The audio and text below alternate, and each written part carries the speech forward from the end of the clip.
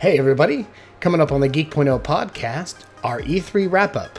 Microsoft unveils some new hardware with some serious specs, but is another volley in the specs war really going to be enough? Sony unveils a whole bunch of new games, but many of them aren't even coming to market until 2018. And Nintendo? Nintendo goes traditional Nintendo, with some soft reveals and a couple of stunners. All coming up on the Geek.0 podcast.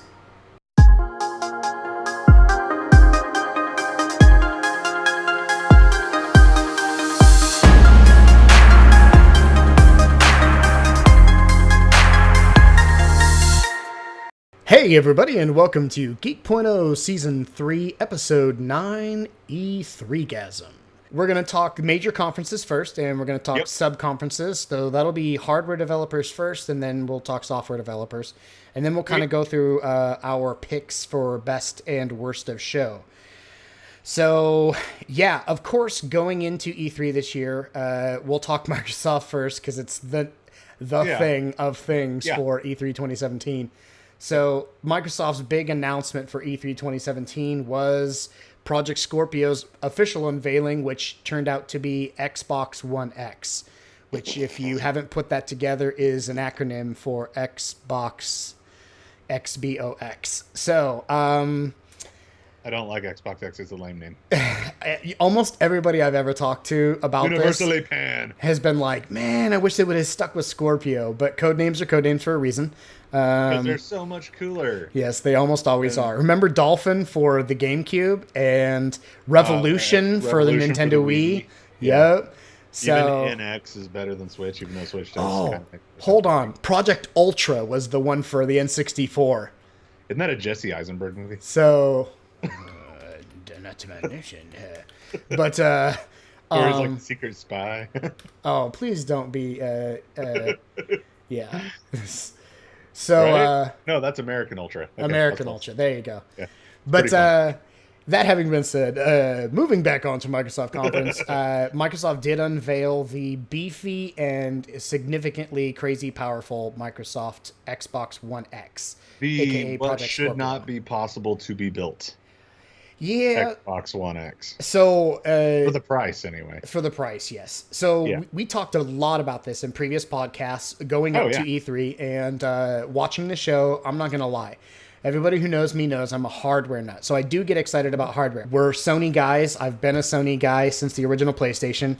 But I'm always excited to see what Microsoft's going to bring, and because it creates competition. Yeah, we always talk about how the rising tide raises all ships. If Absolutely. One's kicking butt, the other has to kick butt to keep pace. So we all end up with better stuff. Right. And Sony dropped the PS4 Pro last year, and so it was important for Microsoft to do this right. So what we've got is, it's not Project Scorpio. It's been officially named the Xbox One X. This is a more powerful Xbox, to the order of 37% more powerful than the previous most powerful system, which was the PS4 Pro. So it's a significant performance increase. The PS4 Pro was a 31% performance increase over the PS4. So what Xbox gamers are seeing here is something truly remarkable, and so Xbox fans are much more impressed than Sony fans, and not just Sony owners, I should say. And not just because they're Xbox fans, but because where they were performance-wise is lower on the totem pole than PlayStation 4 and 4 Pro owners was. So the difference that they're seeing in the game quality is going to be very significant visually. But what Microsoft has done here is a custom GPU, a custom CPU. The system has a vapor cooling system, a little different than the water cooling that they had talked about. We didn't really get specifics until we got closer to the show. And then a significantly more powerful GPU in the system, which is 6 teraflops. And they threw the word teraflops around as much as they possibly could. Which basically puts this thing on the order of like an RX 580, someplace between a GTX 1060 and a 1070, if you're in a PC world of GPU power. So undoubtedly, without question, this is the most powerful console that's ever been built. Not even a question. Yeah, and I gotta say, though there's some things I have some issues with, Microsoft finally got hardware right this time, and that's a first for them. So they released the Xbox One, and then they released the update to it, which is the Xbox One S, which is a slimmed down, much, much nicer piece of hardware than the original Xbox One. And this is the third iteration, okay? The third iteration of the same product family. And it's going to debut for a price of $499 on November 7th. And a lot of people have a problem with that pricing. So I remember when you and I were first talking hardware, okay? We were speculating about this a year ago when the first announcement at E3 last year. And we were thinking it was going to be really pricey. Like, we thought this wasn't going to be console-level pricing. We're talking $800. Yeah, we were thinking it was going to be $600 to $799, somewhere in there. Yeah. And as we got closer, we got more and more information that this was still going to be console-level hardware with just a very significant increase in GPU power. The wide consensus is Microsoft is eating a ton of money already on this system. I mean, they are chewing the dollars to get this hardware into this box. And they're still doing it at $499. But even amongst a lot of diehard Xbox fans, $499 as a mid-generation console refresh is a hefty, hefty price to pay. I really don't think this is going to be I'd be stunned if they came out with another console in 2 to 3 years. I mean, and I know I think everybody kind of thought that when the Xbox One and the PS4 came out, that there wouldn't be new. I mean, there'd be slimmed down versions, but there wouldn't be more powerful versions coming out 2.5, 3 years into the console cycle. And where did that land us?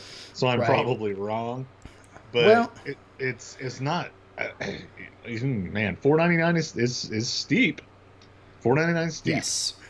But it seems like, I mean, with as powerful as it is, I mean, PC World, and I actually found it very interesting. I shared the article.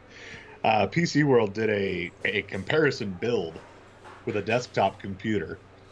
How close could they get to the Xbox One X's spec with PC parts? And they got extremely close, but it cost them about $640 to do it. Yeah, that was with the assumption that you have Amazon Prime and get free shipping on almost everything. Yeah. So one of the things to keep in mind here, and I've seen a couple of companies do a price analysis, like if you're going to build a comparable PC, there's a couple things to keep in mind here. The Xbox One X is absolutely a dedicated piece of hardware. So you've got to make some allowances there cost-wise, because this is not a full-functioning computer. This isn't a Windows 10 based system. I mean, it's Windows 10 based, let me rephrase, but it doesn't carry the multifunctionality you get from an actual PC. This is a dedicated gaming piece of hardware. And for your $499, you're getting some pretty impressive hardware, and you're also getting an Ultra HD Blu-ray player, which the PS4 Pro does not have. Here's the deal, though. For some stupid reason. Xbox One X, as powerful as the sucker is, at the $499 price point, it's going to be a really, really tough sell for the majority of consumers who aren't just hardware nuts. And here's why. The big push behind this entire thing, it's even labeled on the chip. The Xbox One X supposedly will render games at a native 4K. What they're not pointing any directions is whether that's going to be 4K 30 or 4K 60. Now, 60. During the show, they showed off one game, Forza Motorsport 7. Yeah. And Forza is running at 4K 60 FPS. And it is the only title confirmed at 4K 60 FPS. It looks gorgeous. It looks beautiful. Those experiences are going to be few and very far between. Developers have come out and said, here's the deal. You're not going to see anything like that from us, not on this hardware. Like, that's in-house development. That game was very closely developed with the hardware. So it uses the Apple philosophy of building hardware and software together to truly optimize for the best experience. You're not going to see that kind of refinement in the rest of the titles that come out for this from developers. One of the biggest games, Destiny 2, Activision has flat out said it's going to be 4K 60 FPS on the PC. But they're saying up front, we're not going to make any claims about 4K on Xbox One X because we just don't know yet. My perception of all this is they're going to do the best they can on the hardware's capabilities. Okay. Yeah. And once it hits wide release, we'll probably see some optimizations via patches and things to optimize that. So we talked to hardware. Microsoft did present some additional games. They showed Minecraft in 4K. Yeah. And it looked insane. I've never seen Minecraft look like that. PC users have been able to use shader packs on Minecraft for like 3 years to make it look that good. Crackdown 3 was shown off with Terry Crews. But there were some things we didn't get to see actual physical gameplay. We got a reel for Crackdown 3. The thing that truly excited me from Microsoft's conference was Sea of Thieves from Rare, which is an open world MMORPG pirate game, and that's worth buying an Xbox console myself for. You already have a 1S. What do you need another one for? I know. And then of course State of Decay 2. Yeah, State of Decay 2 looked really cool. It does look really good. That's Andrew's game of the show. He's been waiting for State of Decay 2. He lost his mind when it was announced. And he did tell me that I should try playing through the original State of Decay. It's like $14 on the store, so I'm probably going to grab it and check it out. Microsoft did their thing, and they did a really good job. They presented hardware. They presented 40-some-odd games. 42 for their platform, 22 of which were exclusives. The magic number, the answer to life and everything. There we go. I wonder if that was coincidental or intentional. There's no way that nerds did not purposely make it 42 games. Yeah. Both Sony and Nintendo took a little different tack to the show, yes? Yes, they did. Than Microsoft did. And tell me about Sony. Sony took the same tactic they did last year, basically, which was, look at our games. Look at our games. Who gives a crap about hardware? Look at our games. That was literally the tact. Yep. It was specs are great, but if you don't have AAA exclusives, who cares? Yeah. And I gotta say, the exclusives I saw from Sony got me much more excited than what I saw from the Xbox conference. Yeah. Now, that being said, there's also that problem that Sony has of, hey, look at this, it's not till next year. Hey, look at this. It's not till 2018. Hey, look at this. It doesn't even have a release date. Detroit Becoming Human. So God of War looks great. 2018. Days Gone looks great. 2018. Detroit Becoming Human looks great. Don't even have a release date yet. So let me break this down for you. Everything that looks good is not until 2018 that was in the conference, and that drives me up the wall with Sony. So here's the Sony breakdown, okay? They showed showed a demo reel before the show started, and that demo reel showed several games without any announcement about dates, just letting you know, don't forget about these. The first of which was Last of Us 2, which did not make a showing at the show, which killed me. That's TBA, okay? TBA. Tropico 6, 2018. Who knows? Uncharted 4, The Lost Legacy. That's August 22nd. At least there's that. Yeah. Monster Hunter. There's 2 of them on here. 3 of them on here that are this year. So Monster Hunter. 3. I thought it was only 2. Yeah. Monster Hunter is early 2018. Shadow of the Colossus remake, which looks amazing, is early 2018. But it's still a remake. It's still a remake, and it's still next year. Yep.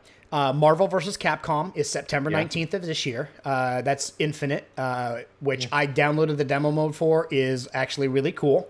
Okay. Call of Duty World War II, PS4 pre-order beta, meaning for those who've pre-ordered the game, the beta begins on August 25th. Xbox and PC a couple of weeks after that, and it will release in November of this year. I didn't think about Call of Duty because it's a third party. Exactly. And it's a multi-platform. So they did a demo reel of PlayStation VR game. They showed some killer games that are available. I give them a lot of credit for that too. Yeah. Because it would have been easy to go, well, that's not really on shelves right now. It's kind of hard to find. Let's focus on stuff people can buy. Exactly. And they did give VR some love. Yes, they did. Super Hot, which is 2017 summer of this year. So that's in a month or two.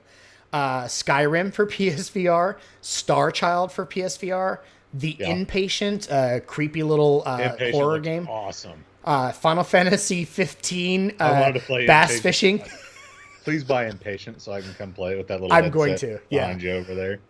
Bravo Team, which looks insane. It's a combat simulator. A really cute and odd game with a mouse called Moss. I thought that looked awesome. It reminds me of an American. It was weird. There was a couple of the VR titles that were weird, and yes, Five goes to Brazil or whatever. It was. Fern Gully, the last rainforest. But there was a couple of them that were real interesting because they looked more like side-scroller platformers. Yes, Star Child and Mouse or and Moss and or Moss. whatever it Yes. was. As opposed to a first-person game. That was something that Andrew and I talked about. It'll be interesting to see, because every other VR title when you think of VR, you think first-person. You are playing the game. And to have a third person or a side scroller or whatever you want to call it, I was like, it's kind of a neat idea, because you really get immersed in the game. So I'm actually kind of interested to see what that's going to be about and how I'm going to like that. Yeah, I think they both. I was super excited about Star Child. I immediately put it on my list to purchase list. So I'm definitely going to check it out. Yeah. And then of course the Sony's big swinging stick of the show was PS4 for the PS4 Pro God of War. And it looked just as dope as it did last year. Very excited for. Slightly doper. Yeah. And then, of course, Detroit Become Human, TBA, to be announced. Yeah. And, of course, Destiny 2, which is September 6th. There will be an open beta for PS4 users on July 18th. And I think there's supposed to be a lot of exclusive content early for PlayStation. There is if I'm not mistaken. Actually, over the life of Destiny 2, there's going to be a ton of exclusive content that'll only be just like the original Destiny. And that's going to continue on through Destiny 2. And then Spider-Man PS4. Oh, is what amazing. Sony came in at the end of it and they just said they pulled an Apple one more thing. So you're right, like all 2018 or still to be announced. So we're looking at games that are a year to 2 years away from Sony still, minus 4 of them. And so that was. I think the biggest thing that bugged me from the Sony conference, besides the everything is eventually thing, is that this is coming along on the heels of Microsoft, and one of the things that they announced, and I can't remember what game it was, but Sony is dragging their heels on cross-platform gaming. Minecraft. So that's the game it was, by golly dang it. What makes this really unique and surprising, though, is this is a Microsoft title. This isn't a third-party title that they're latching onto the bandwagon. This is their product. Yeah. And they're saying, we want it playable across everything. Well, and they're smart enough to understand that there are a ton of Nintendo customers that are the right age that are huge Minecraft fans. And they extended an open invitation to Sony and said, let's make history. And Sony snubbed their noses at them. And Sony didn't just ignore them. Sony was very clear that they did not in any way, shape, or form want to be part of a multi-platform endeavor on Minecraft. Yep. And I really think, I agree with you 100%. Honestly, if Sony doesn't change their stance on that, I really think this could be a turning point for some things with Sony moving forward with fans. I agree with myself. I think that could be as I'm saying, I agree. Yep. You made a valid point. It's insanely douchey. It's insanely anti-consumer. It's anti-consumer. It's egotistical to be like, we don't need you. We don't need Nintendo. We don't need Microsoft. We don't. I feel like what you said earlier, where you said that Sony was like, we don't need your hardware. We've got the games.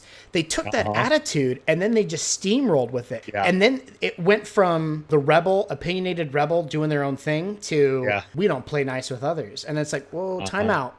Time out here. Yeah. That's not a property that you can ignore. Do you have any idea how many people play Minecraft? Most of them. Not me, but most of them do. Most of them. So most of them. That's going to be an issue of contention. Choice. And it's going to continue. You watch, it's going to continue. I bet Microsoft is playing nice with Nintendo so that at some point they can get cross-platform with Nintendo games. I see part of the reason that they're playing nice with Nintendo is that at some point they can go, hey, look, this has been working. It's been working great. Do you want to sell more copies of your game? Why don't we have Mario for Xbox and then we can play both? Let's talk real quick. So we covered Microsoft and we covered Sony. Sony was all about the games. We saw some great games. There were a couple of games that were not shown. Ace Combat 7. Yeah, and a lot of people were looking for it. Yeah, a lot of people were. Yeah, when I ended up doing the stream with Andrew, there were a lot of people going, Ace Combat, Ace Combat, Ace Combat, Ace Combat. Did they show Ace Combat? I missed part of it. Is there an Ace Combat? And it's like, dude, if this small sampling of 100 people watching this, if this many people want Ace Combat, Sony's tone deaf to that, just like they are to crossplay. I think they didn't just consider like they are to backwards compatibility. Exactly. Just like they are to a 4K Blu-ray player. Yeah, I think Sony's getting a little Nintendo-ish in their ways now. I was just getting ready to say that. And I'm going to put it out there as a Sony fan. Sony, your balls aren't big enough to play in that court, bud. Nope. So Nintendo can get away with that because they're Nintendo. Because of Mario. So Nintendo they have that cash there. You don't. Yeah. And unfortunately, that's not a stance that Sony can take right now. And I think you're right. It's a little big-headed and egotistical of them to play in that realm. But let's see how things pan out over the next year. Seeing Ace Combat show up on the show floor, while they didn't announce it publicly as a stage item. And it's not like Namco and Sony aren't planning big things with it, because they're not just bringing it to the PS4 Pro or the PS4. It's also getting the VR treatment. And while that may already be inducing vomiting and nausea in some people, just the idea of spinning in a plane and looking around a cockpit in VR, I'm giddy with joy. So, but that's Sony. And then Nintendo did their thing, and they did a very interesting conference, if not the most understated. Understated's a word for it, yeah. But Nintendo still managed to do something that Nintendo does every time. Nintendo still won Game of Show, even with some agencies that are traditionally not all that Nintendo friendly. But I said at the beginning of the conference, if Nintendo announces this one game, they'll be near the top of the conference for me. And that's Metroid.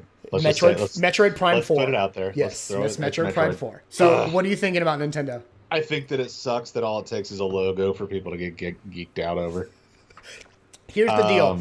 I will qualify that statement. I like Metroid. I like Metroid 2 as well. I like Metroid as well. And I like Kirby as well. I know they announced a new Kirby game. Yes. But man, it just give me a taste, give me a cinematic teaser, give me something. Give me a little morsel to chew on. A logo ain't enough for me. I get you. Here's the thing. Because to me, I can make up a Metroid logo in Illustrator on my desk on my laptop and go, boom, Metroid 4. Look, neat. We don't know what development it's in, when it's coming. Will it even make it to the Switch? Will it be on Switch 2? Will it be on the new console? Nintendo comes out in 2027. We have no idea. It's just a logo. So it's awesome that they're developing it, but you know.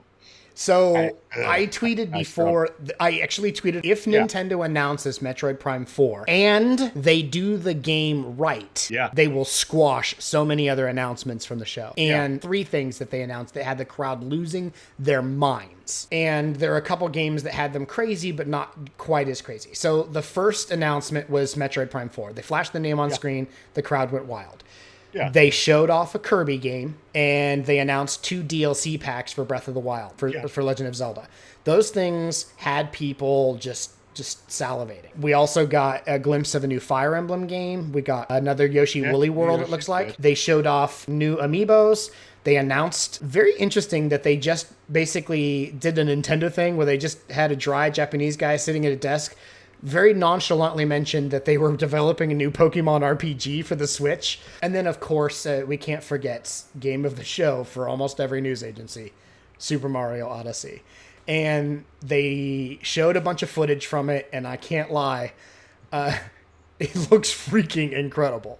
Hang on, Sean. We're gonna have to take a break. Okay. Sorry, everybody. We lost Chris due to a family issue. Chris has got a sick little one. So we're going to finish talking Nintendo real quick, and we're going to wrap up the big 3 of the show. For Nintendo, it was all about the games. Metroid Prime 4. Oh, yes. Xenoblade Chronicles. Rocket League is coming to the Switch. There's a new Kirby game coming to the Switch. We saw Kirby kicking ass with melee weapons, sucking up enemies, and all the other awesome stuff that we're accustomed to seeing Kirby do. And Pokemon fans won't have to feel left out either.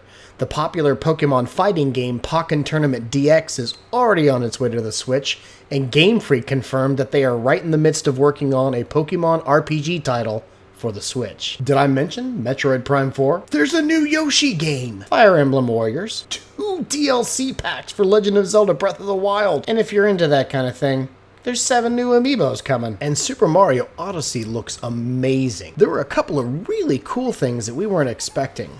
One of the coolest play mechanics allows Mario to throw his hat at something and take control of it.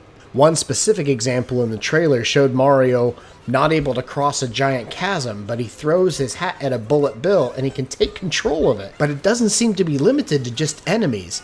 It seems like from the trailer Mario can throw his hat at almost anything in the environment to take control of it. By the way, did I mention Metroid Prime 4? And the first of those DLCs for Breath of the Wild hits June 30th, so we're not far off. And for those Metroid fans out there, Metroid Prime 4 for the Switch isn't the only Metroid game coming. There's also another Metroid title for the 3DS coming called Metroid Samus Returns. It's a side-scrolling game, thank God, and it looks to be a reimagining of the original Metroid 2. That may be all Nintendo had to show for E3 2017, but we still have more to go. Stick with us and check out our next video, which is going to cover the software developer side. We'll get to see what's new coming from Ubisoft, Bethesda, and EA. That's going to wrap it up for today. So check out our other videos. If you liked the video, like and subscribe. Give us a thumbs up. If you didn't like the video and thought it sucked, give us a thumbs down. Let us know what we can do better. Make sure you check us out on all the social media at Geek.0.com, as well as all your favorite social media platforms /Geek.0. That is spelled out GEEKPOINT0. And until the next one, have a great week, geeks.